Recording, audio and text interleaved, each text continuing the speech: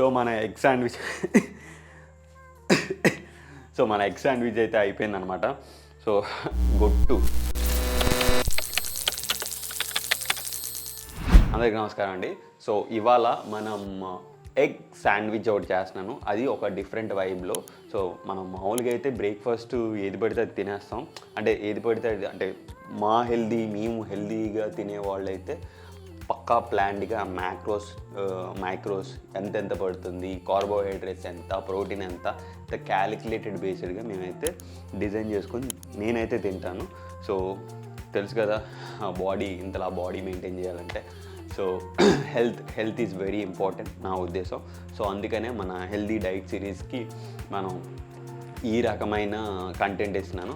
So మీకు content తప్పకుండా ఇలాంటి రెసిపీస్ నచ్చుతాయని అనుకుంటున్నాను, అలానే నన్ను సపోర్ట్ చేస్తారనుకుంటున్నాను. సో ఇవాళ అయితే మనం బ్రేక్ఫాస్ట్కి ఒక డిఫరెంట్గా ఎగ్ శాండ్విచ్ చేస్తాను with lot of veggies.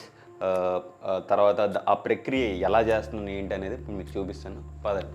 Egg శాండ్విచ్కి ముందుగా నేను 2 గుడ్లు బాయిల్ చేసి పెట్టుకున్నానండి.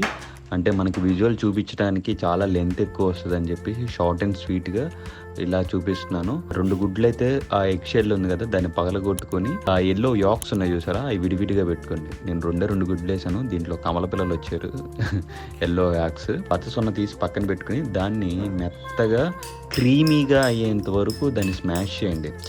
ఇప్పుడు గడ్డలుగా ఉండద్దు, ఎందుకంటే creamy is very important శాండ్విచ్కి.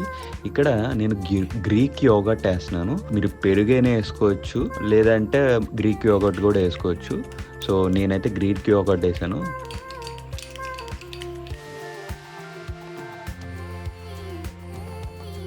So చూసారు కదా, ఇలా స్లైసెస్ చేసుకుని చిన్న స్లైసెస్ చేసుకోవాలన్నమాట. చిన్న స్లైసెస్ చేసుకుని దాన్ని మిక్స్ చేసుకోండి. చిన్న స్లైసెస్ చేస్తే ఏమవుతుందంటే ఆ బ్రెడ్ మీద కూర్చోటానికి బాగుంటుంది, పెద్దవి అయితే బాగోదు. అలానే ఒక 5 ml ఆఫ్ ఆలివ్ ఆయిల్ వేసుకున్నాను. దాని తర్వాత ఈ వెజిటబుల్స్ ఉన్నాయి చూసారా, నేను రెగ్యులర్గా నా డైట్లో ఉండే వెజిటబుల్స్ ఇవే వేసుకోవాలని రూల్ ఏం లేదు. మీరు కీరా కానీ, క్యారెట్ కానీ, స్వీట్ కార్న్ కానీ ఇట్లాంటివి కూడా వేసుకోవచ్చు అనమాట. మన శాండ్విచ్కి గ్రీన్ పీస్ ఇలా ఇంక్లూడ్ చేసుకోవచ్చు. అలానే ఉప్పు, కారం, మీకు తగినంత ఉప్పు, కారం వేసుకోండి. గైస్ ముందు చెప్తున్నాను, వెజిటబుల్స్ అనేవి మీ ఇష్టం అనమాట. నేను నా డైట్లో ఇంక్లూడ్ చేసుకుంటున్నాను కాబట్టి నేను ఇవి చూపిస్తున్నాను.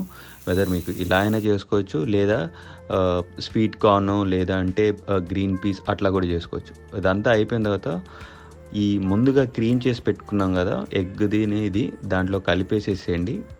మొత్తం మిక్స్ చేయండి, మొత్తం కలగలిపి ఒక 10 నిమిషాలు దాన్ని అట్లా పెట్టండి. ఈ లోపల మన దగ్గర ఒక బ్రెడ్ ఉంది కదా, బ్రెడ్ ఒక ప్యాకెట్, బ్రౌన్ బ్రెడ్ కానీ వైట్ బ్రెడ్ కానీ ఏది బ్రెడ్ అయినా చేసుకుని తినచ్చు. సో కాల్చుకుని దానిపైన ఇలా టోస్ట్ పైన అంటే నేను సింగిల్ లేయర్లోనే చేస్తున్నాను. ఇట్లా తింటే నాకు కొంచెం తిన్నట్టు అనిపిస్తుంది, మళ్ళీ బ్రెడ్ పైన బ్రెడ్ పెట్టి ఎందుకు. సో అందుకని చెప్పి ఈ విధంగా చేసుకుని నేను తింటాను. సో మన ఎగ్ శాండ్విచ్ అయితే అయిపోయిందనమాట. సో గొట్టు మన లాస్ట్లో వేసిన కారపొడి, చిల్లీ పౌడర్ వేసిన గుట్టు అనమాట, అది ఇంకా పోలేదు. సో అదనమాట, చాలా సింపుల్గా అయిపోయింది. Approximately 15 to 20 minutes job done.